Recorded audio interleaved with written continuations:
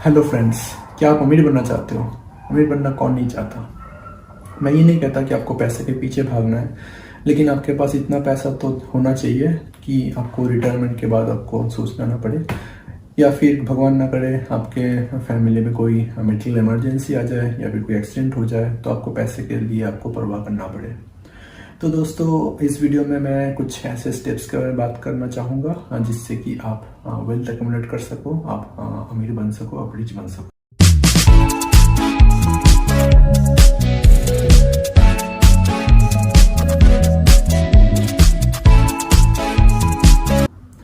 तो दोस्तों, सबसे पहले जो आपको करना है कि आपको अपना इसके लिए आपको अपना मेंटलिटी चेंज करना है, आपको अपना माइंडसेट चेंज करना है। इंडियन मिडिल क्लास मेंटलिटी खासकर यहाँ पे अपने अपने पेरेंट्स को अक्सर बोलते हैं, सुना होगा कि I can not afford this. तो जब भी आपने अपने आपको ये बोल दिया कि I can not afford this, तो अपने अपने सबकॉन्शियस माइंड को ये बोल दिया कि आपसे ये नहीं हो पाएगा।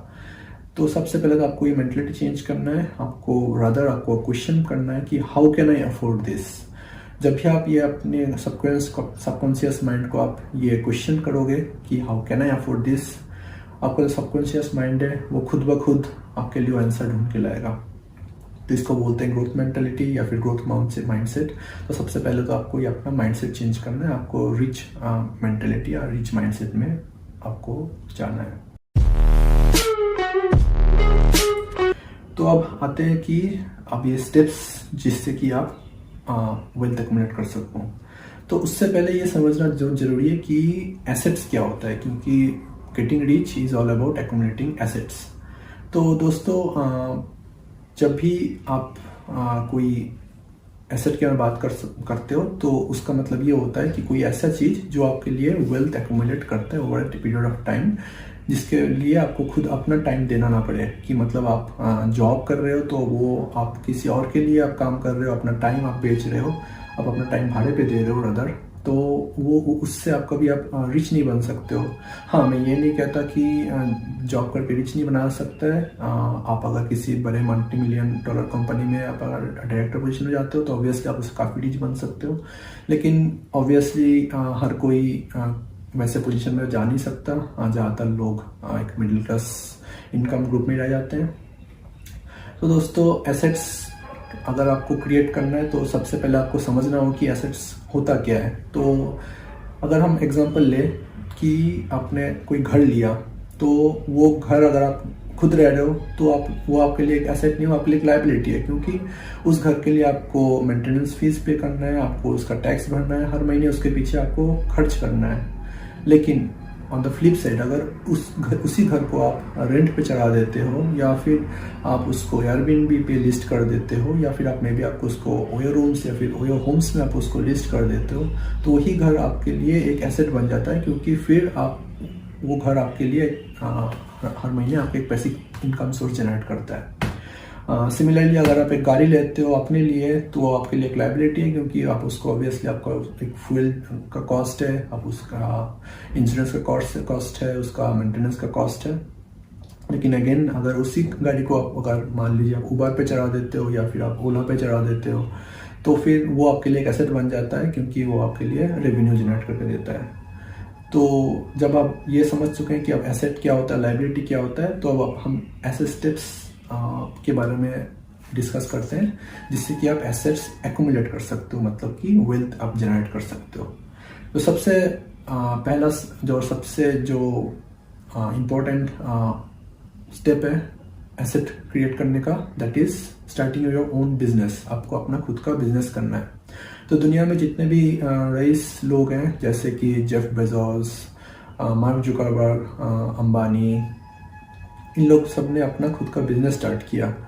तो बिजनेस स्टार्ट करने के लिए ऑब्वियसली आपको काफ़ी मेहनत करना पड़ेगा, आपको अपना एक प्रोडक्ट लॉन्च करना पड़ेगा, आपका आइडिया काफ़ी इनोवेटिव होना चाहिए, आपको उस आइडिया को एग्जीक्यूट करना होगा। सबसे इम्पोर्टेंट बात है आपका एक बहुत अच्छी टीम होनी चाहिए जो कि आपके लिए काम कर रही होगी। तो बिजनेस स्टार्ट करना काफ़ी मुश्किल काम है, इतना आसान नहीं होता। मैं ये नहीं कहूँगा कि हर कोई बिजनेस स्टार्ट कर सकता है, लेकिन अगर आप कर सकते हो, आप में पोटेंशियल है, तो वो सबसे बेस्ट तरीका है जिससे आप वेल्थ जनरेट कर सकते हो। तो जैसा कि मैंने कहा कि बिजनेस स्टार्ट करना हर किसी के लिए इतना आसान नहीं होता, तो द नेक्स्ट बेस्ट जो तरीका हो सकता है आपको बिजनेस ओन करने का, वो हो सकता है थ्रू स्टॉक्स। तो आप जैसे आप जानते ही होंगे, वॉरेन बफेट काफ़ी सालों तक वर्ल्ड रिचेस्ट पर्सन रहे थे। उन्होंने अपना कोई बिजनेस ऐसा स्टार्ट नहीं किया, लेकिन वो बड़े बड़े बिजनेसेस में इन्वेस्ट करते थे। वो बड़े बिजनेसेस को वो उनका स्टॉक खरीदते थे और उसको काफ़ी लॉन्ग टर्म तक उसके ऊपर उसको ओन करते थे। बेसिकली वो एक बिजनेस को वो ओन करते थे। तो इस तरह से आप उस बिजनेस को आप रन नहीं करते हो, लेकिन आप उस बिजनेस को ओन कर सकते हो, और उसके जैसे जैसे वो बिजनेस ग्रो करेगा वो आपका स्टॉक वैल्यू बढ़ता रहेगा और आप वेल्थ एक्युमुलेट करते रहोगे। जो नेक्स्ट इसके चलते नेक्स्ट आइडिया आता है वो है कि आपको अगर आप स्टॉक मार्केट में इन्वेस्ट करना स्टार्ट करते हो तो आपको अर्ली एज में स्टार्ट करना होगा, क्योंकि जो स्टॉक कोई किसी भी तरह का इन्वेस्टमेंट है वो कंपाउंड होता है। और आपको पता ही होगा कि जो भी आपने इन्वेस्टमेंट किया उसके जो इंटरेस्ट आ रहा है उसके ऊपर भी आपको इंटरेस्ट मिलता रहता है। तो आपको अगर कंपाउंडिंग का अगर आपको फ़ायदा उठाना है तो आपको अर्ली एज से आपको इन्वेस्टमेंट स्टार्ट करनी चाहिए। तो इसके लिए अगर आप एक्टिवली इन्वेस्टमेंट नहीं कर सकते, आपका बस इतना टाइम है नहीं, तो आप एक लमसम अमाउंट हर महीने म्यूचुअल फंड में आप इन्वेस्ट कर सकते हो, जिससे कि आपका जो पैसा है वो कोई और मैनेज करेगा आपके लिए, लेकिन आपको रेवेन्यू आपको वो जनरेट होता रहेगा। जो नेक्स्ट आइडिया आता है वो सदियों से चला आ रहा है, दैट इज ट्रेडिंग। ट्रेडिंग का बेसिक जो कॉन्सेप्ट है वो है कि आप कॉस्ट आर्बिट्रेज, मतलब कि आप एक मार्केट से कुछ सामान लेते हो जहाँ पे उसका प्राइस कम है और उसको जाके किसी और मार्केट में बेचते हो जहाँ पे उसका प्राइस ज़्यादा है। जो हमारे गुजराती भाई हैं वो इस चीज़ में माहिर है। लोग सदियों से यही करते आ रहे हैं, अभी भी वही करते हैं, और इनफैक्ट हमारे मारवाड़ी भाई, पंजाबी भाई भी ट्रेडिंग में काफ़ी अच्छे हैं। तो हो सकता है कि आप ये कहो कि मेरे में वो स्किल्स हैं नहीं, हो सकता है मैं ट्रैवलिंग अच्छा नहीं कर पाता, इतना ज़्यादा नहीं कर पाता, मेरे में नेगोशिएशन स्किल्स इतना नहीं है।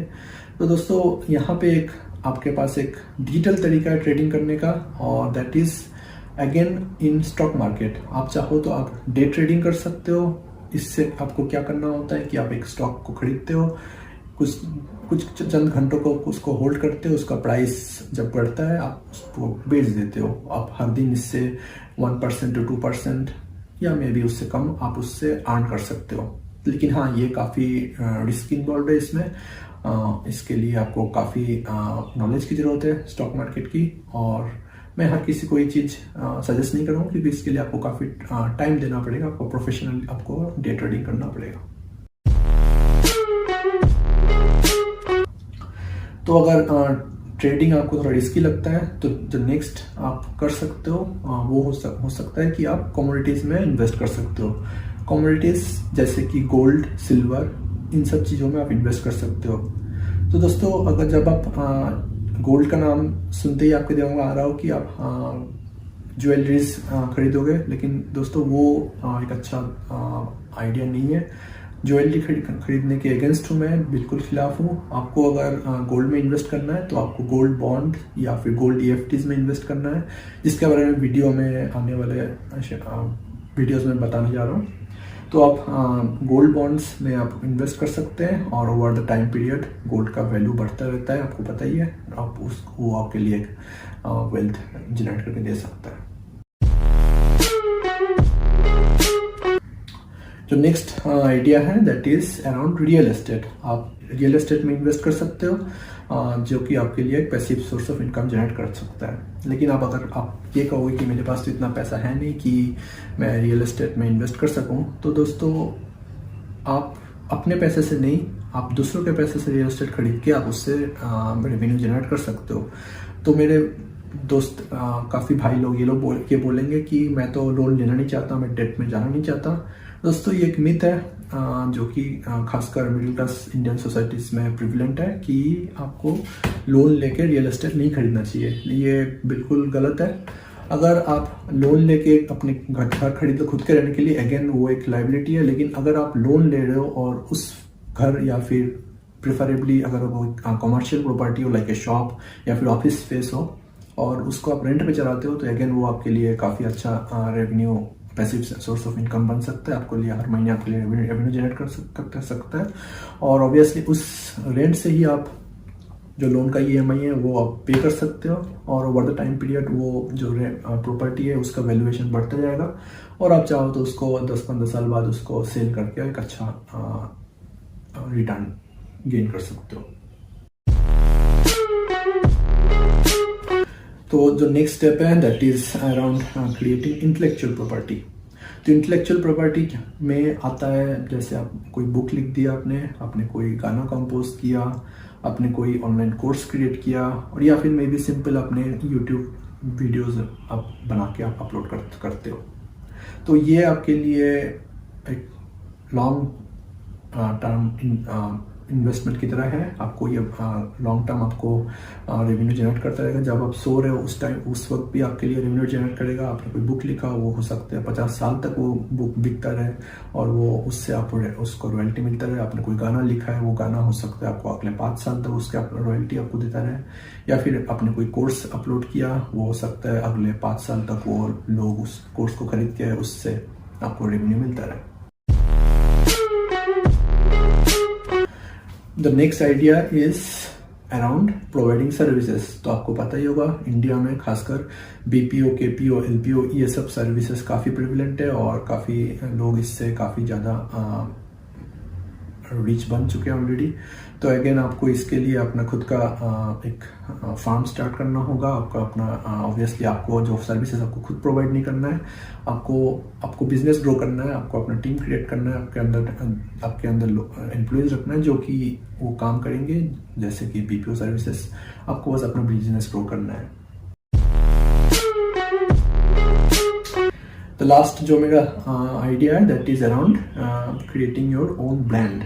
तो दोस्तों आपको पता ही होगा जो बड़े बड़े सेलिब्रिटीज़ हैं, फिल्म स्टार्स हैं या फिर स्पोर्ट्समैन हैं, वो लाखों करोड़ों में चार्ज करते हैं स्पॉन्सरशिप डील्स में। तो आप ये कहोगे कि यार मुझे कौन जानता है, मुझे कोई स्पॉन्सरशिप डील क्यों देगा।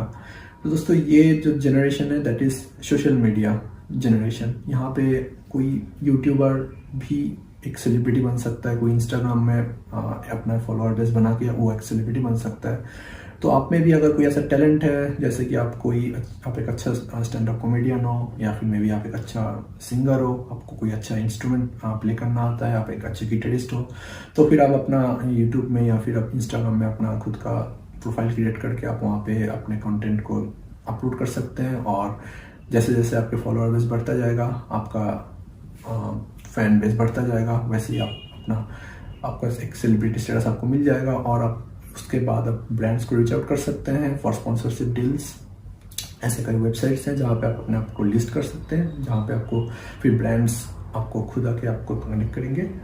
तो इस तरह से आप अपने ब्रांड क्रिएट करके आप हमेशा के लिए अपने लिए पैसिव इनकम सोर्स जनरेट कर सकते हैं।